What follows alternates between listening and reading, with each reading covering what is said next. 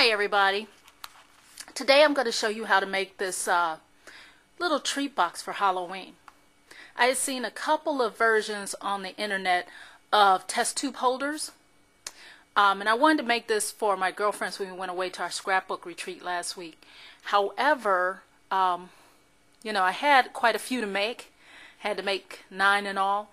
So I didn't want to have to, cut out a pattern and everything. So I came up with a template that I thought was a little bit easier. And I wanted to share that with you today. So the base of this box is actually made using the Sizzix number 2 die. Okay, so that makes it easier for me to mass produce this. So let's get started. So this is a cutout of the Sizzix number 2 die that Stampin' Up! Sells. And first thing I did was I cut off these additional flaps at the top. So just took a regular pair of scissors, didn't have to be too neat. Cut off that flap and this one down here. And I'm just going on the perforation lines. So pretty easy. Okay. Next thing I did is I took the 3/4 inch circle punch and this flap here that usually tucks in. I came in and I made 2 holes. Okay, and I tried to keep them pretty lined up, but they didn't have to be perfect. Okay, now those are the holes my test tube are going to go through. The test tube is a pretty snug fit with the 3/4 hole, so just work it in there to make the circle give for you. If you're going to put decorative paper on the top, like I did on this one, apply the decorative paper before you make the holes. Okay? Now, the rest of the assembly is pretty easy. Just like a regular box, there's this flap on the end. And I'm going to go ahead and put sticky strip on that flap, just like I usually would. I love the box die. It's so quick and easy to use. Whenever I make any project now that's a box shape, I try to start with this because it's really quick. Okay, so I have that. I also have a little strip of paper that I'm going to put on the flap here. It's like 3.5 by 2 3/4. Unfortunately, I forgot my glue. So just imagine that it's stuck on here because I don't have my glue handy to attach it. Okay. And then I'd go ahead and start putting together my box as usual. So I'm just folding on the perforated lines. And then I'm going to bring this back around and meet this flap to the section where I had glue. Pop it up.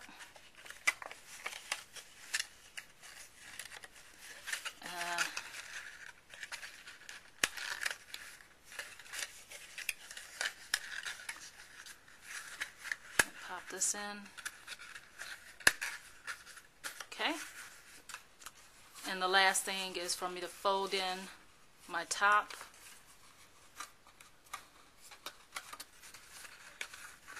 Get that to stay.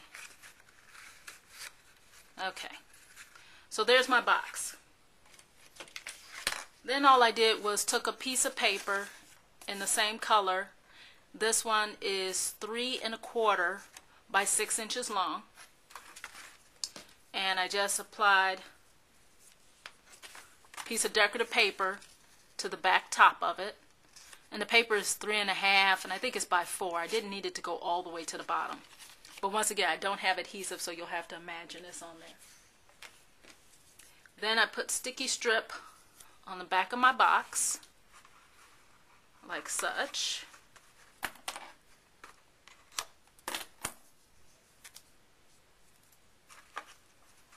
I like to put 2 strips, one at the bottom and one at the top.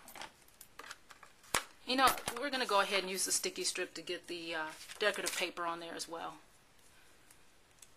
just so you can get the full view.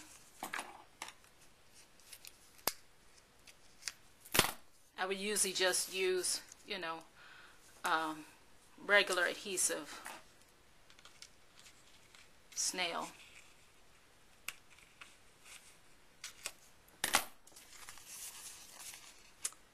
But just because this is what I have handy. So putting this strip at the top of this back piece. And you could corner around those edges if you like. On my finished project I actually did. And on this front panel. And you could decorate this whatever way you want. I mean, I'm using decorative paper, but you could also just stamp on the box instead if you want it. But I'm really in love with this cast of spell paper, so that is why I've decided to use it on this project here.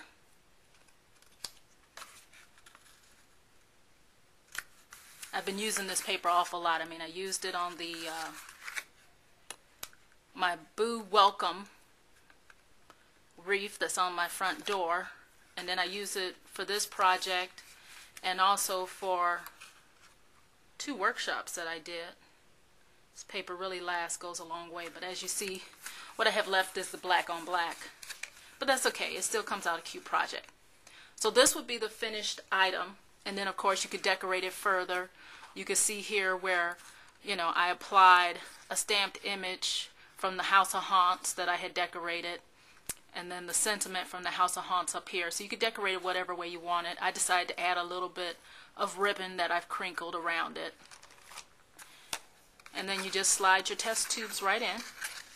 And I could really put a sticky strip there to keep that in, but I don't find it too bothersome.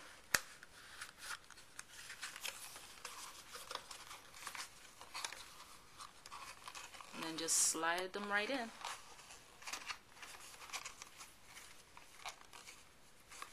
And there you go, your finished project.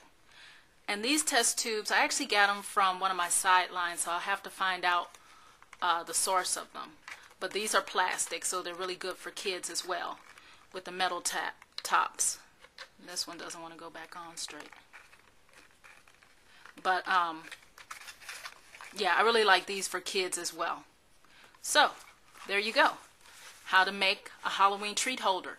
If you do not have the box die, contact me. I'll put my email address on the website, and I can sell you some die cuts from it. So just email me at the address that'll be on the end of this video. So you can get ready making these projects. And this would be also cute for Christmas. You can make Halloween ones. You could even make Easter ones. Just change out, you know, your colors and your accessories, and you're ready to go. Hope you enjoyed it.